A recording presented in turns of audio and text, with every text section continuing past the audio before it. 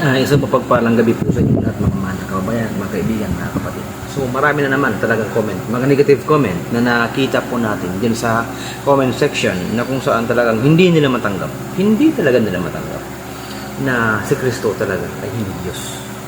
Kahit ano pang gawing paliwanag, kahit ano pang gawing pagbasa ng talata ng Biblia, hindi pa rin talaga nila matanggap. Nang sabihin ni Kristo na Ama, makilala ka nila na iisa at tunay na Diyos, hindi nila matanggap yun sa John 17:1-3. Nang sabihin naman ng mga apostol na sa ganang ating isa lamang ang Diyos ang Ama sa unang Korinto 8:6, hindi pa rin nila matanggap yun.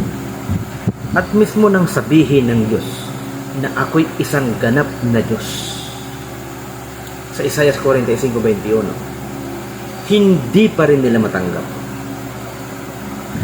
At nang sabihin naman ng Iglesia ni Kristo, ng sugo, na ang tunay na Diyos ay isa lang ang Ama, kagaya ng paniniwala ni Kristo, paniniwala ng apostol, at pagpapaliwanag mismo ng Diyos, hindi pa rin nila matanggap. So ngayon, kung hindi nga nila pinaniniwalaan si Kristo na anak na mismo ng Diyos, at hindi pinaniwalaan mismo ang mga apostol na sugo ng Diyos, mga apostol, at hindi pinaniwalaan mismo ang Diyos, wala tayong magagawa. Sino tayo para igiit, para ipilit sa kanila ang paniniwala, ang katotohanan ng nakasulat sa Biblia? Napakahirap kasi tanggapin, mga mahal na kababayan, ang katotohanan na kahit nababasa mo na, pinipilit mo pa rin hindi tanggapin. Bakit? Kasi nga yung pride, yung pride ang mahirap kalabanin.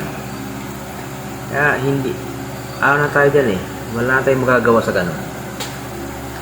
Yung nagsasabi sila na ang IEL si kulto, ang alam ko ang kulto, yung lumalabag sa utos ng Diyos, yung hindi sumusunod sa utos ng Diyos. O anong halimbawa? Anong utos ng Diyos? Mag-asawa at magpalaanakin kalahatan ang lupa. Magpakarami. Anong utos ng Diablo? Ipagbabawal ang pag-aasawa. Anong utos ng Diyos? Kumain kayo ng lahat ng pagkain maliban sa dugo. Anong sinabi ng iba? Kumain kayo ng dugo kahit ipinagbawal ng Diyos. Baliktad. Diba? Baliktad. Kumain kayo ng mga karne. Ang utos naman ng Diablo, huwag kayong kumain ng karne. Umuwas ka sa mga lamang kati. Yun ang sinunod nila. Baliktad ang ginagawa. Diba? Kaya medyo sa mga ganun pa lang, makikilala mo na ang totoo. Nang si Kristo ay binautis mo, matanda na, malaki na, binata na, may isip na. Anong ginawa nila? Binago nila, ginawang binyag. Pagkaanak na pagkaanak ng sanggol, pagkalabas na pagkalabas, ilang linggo pa lang, binibinyagan na. At hindi bautismo, binyag, binubuo sa ulo. Binawasan o binago? Binago.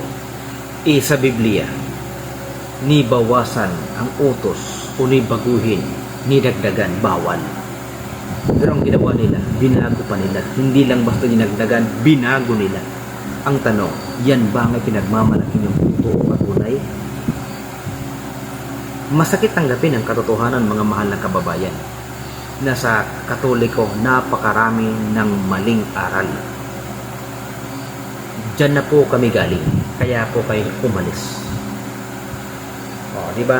Ang utos ng Diyos, mag-asawa at magpalaanakin. Ano ang ginawa ng Katoliko ng Papa? Ipinagbawal ang pag-aasawa. Nasamantalang sa Biblia, kapag binasa mo yan, sa unang Timoteo, nasa 4 ata yun,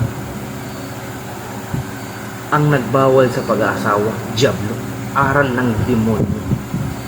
Pero bakit yun ang sinunod ng Papa at ng mga pari at madre? Yan ba ang totoo? Yan ba ang tunay? Masakit tanggapin, pero totoong nakatala sa Biblia yan. Ba't hindi nyo kayang sundin? Tapos tapos pinipilit nyo at sinisiraan yung Iglesia ni Cristo na yun ang nagpapahayag ng totoo at nakasulat sa Biblia. Oh, bakit ganun? Kasi nga, nasa Biblia pa rin na sa mga huling panahon, ang gustong-gustong marinig na lamang ng tao ay yung mga bagay na gusto niyang marinig. Pag natuon sa hindi niya gusto, hindi na niya pakikinggan.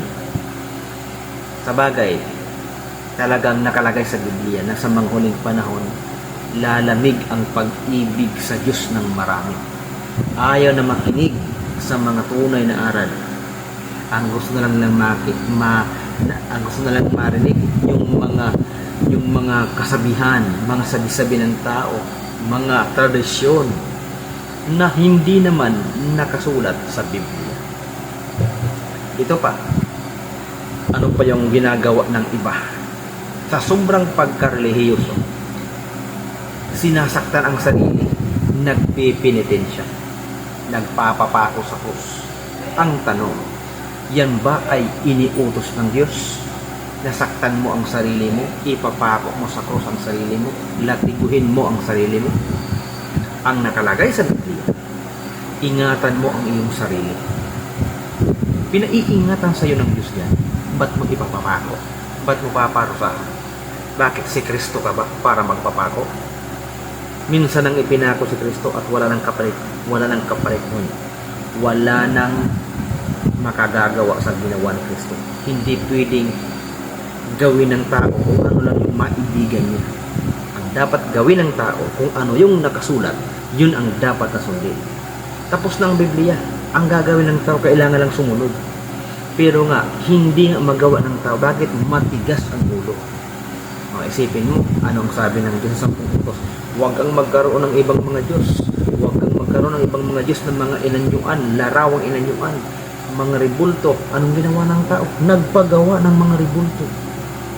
Inalayan, binihisan, sinindihan ng kandila, inalayan ng bulaklak, niluhuran.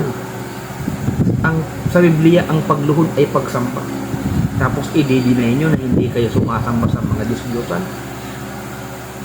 Very, very, very, very unacceptable yan sa Diyos. Ang pagluhod ay pagsamba. Kaya ang Diyos mapanibuhuin. Bakit ayaw na ayaw nang tanggapin ang katotohanan niya? Ba't hindi niyo matanggap? Kasi nga, ang pride mo, ang pride niyo, lampas hanggang langit. Mas gusto pa kasing ng tao ang sumunod sa aral ng tao kaysa sumunod sa aral ng Diyos. Di ba? Anong halimbawa? Yung nasabi ko kanina.